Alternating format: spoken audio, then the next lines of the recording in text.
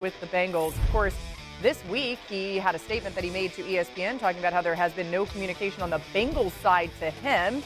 Says he will not play under his current contract, as you see there. And Hendrickson made it clear that the Sharks are circling in Cincinnati right now. Listen to this.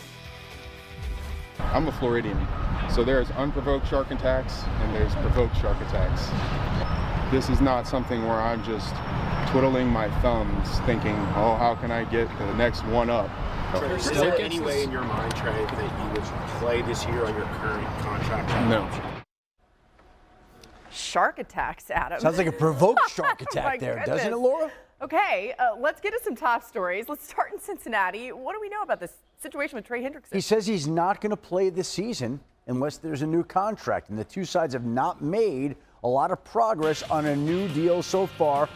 And Trey Hendrickson right now is headed into the last year of a contract that's scheduled to pay him $15.8 million a year. He's watched players like Max Crosby and Myles Garrett, who have deserved to be paid, get paid this offseason when they've had more time left on their deal, and he hasn't. He's frustrated. He says he's not playing under this current contract. Speaking of contracts, the Baltimore Ravens have awarded Derrick Henry with a 2-year, $30 million extension that includes $25 million guaranteed. He's 31, and the Baltimore Ravens say, we don't care. We recognize how valuable Derrick Henry was to our team this past season, and we are rewarding him for it. Another player who would like to be rewarded is the Packers' two-time Pro Bowl offensive lineman Elton Jenkins, who has been not going through their off-season workout program in the hopes of getting a new deal. Now, part of it has to do with the position he's playing. He obviously got a new deal a couple of years ago, but feels like he's outperformed that. He's moved around the line, and he's looking for a new contract. Jalen Ramsey. Miami Dolphins have talked about the fact that they are open to a potential trade. They cannot make a trade until June 1st due to the salary cap ramifications, but we are getting closer to June 1st, and you always could agree to a deal and have it done in principle and then process it on June 1st. But I would expect at some point in early June, we're going to get a Jalen Ramsey trade somewhere. There's been more interest, I think, than people realize. Love that. Ramsey signed a 3-year, $72 million extension with the Dolphins back in September, just a reminder. All right, Adam, say hi. The reason why we're showing Malachi Starks, it has to do with Ardarius Washington. Malachi Starks was expected to contribute right away in Baltimore after he's taken in the first round. Fast forward to today, the rookie may be thrust into the spotlight right out of the gate. And Adam, what is going on there? Well, he tore his Achilles during off-season workouts, and there are always these types of unfortunate injuries in the offseason. It's always one of the storylines behind the scenes, and you hate to see this happen for anybody at any time, but especially at this time of the year. The Ravens lose Ardarius Washington. Now, they did draft Malachi Starks, and Malachi Starks figured prominently into their plans anyway. I don't know that this changes things all that much. It's a terrible, unfortunate injury, but the fact of the matter is Malachi Starks was going to have a huge role on the Ravens this year. When a team like Baltimore takes you in the first round and is hoping that he slides to your spot, right, and he does, he figures like he's going to make a lot of plays, whether Ardarius Washington was healthy or not. Yeah, I think their plan still stays intact, obviously, with the reason why they drafted Malachi Starks. Look, he's going to be the post player primarily, whether they're in base or they're in sub. Kyle will kind of be the spinner. He'll be the guy who can play in the back end. They can move him down in the box at linebacker, star money, meaning the nickel or the dime position. And quite honestly, Marlon Humphrey is the guy who really excels at playing that nickel spot in their sub defenses. And that's where he needs to be. For me, look, I hate the fact that Ardarius gets hurt because we got to see him in Week 18 a couple of years ago, and last year, and he was playing some of the best football of anybody in the secondary. And as a matter of fact, they attributed to a lot of the things that happened with them in the secondary to his improved play. So it is a loss. What worries me more about this team, quite honestly, is the corner position opposite Nate Wiggins. Who do they have out there? That's where they got hurt last year, was on the perimeter.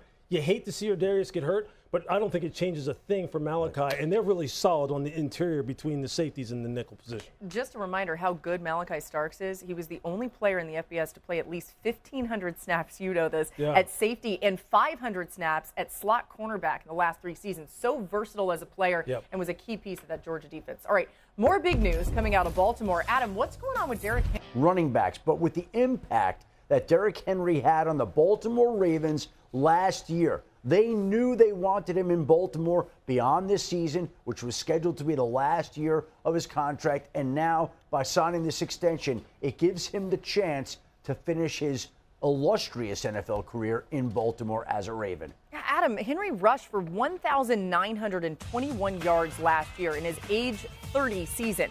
He's the first player to eclipse 1,900 rushing yards at that age in NFL history. He passed 30-year-old Tiki Barber in 2005 with the Giants. And Peter, whenever we would see the Ravens, Dan, you were there in these meetings, they would talk so much about how great Derrick Henry was just conforming to their team. It wasn't even just about his production on the field, which they felt like got better in second halves of games.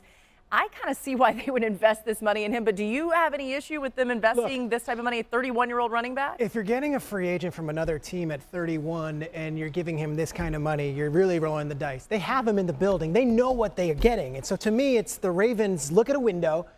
We have what evolving process.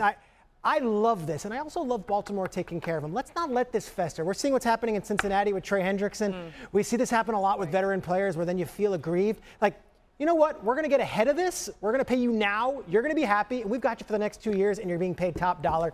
Derrick Henry deserves every penny, and I love the Baltimore Ravens proactively taking care of him. You said best roster in football?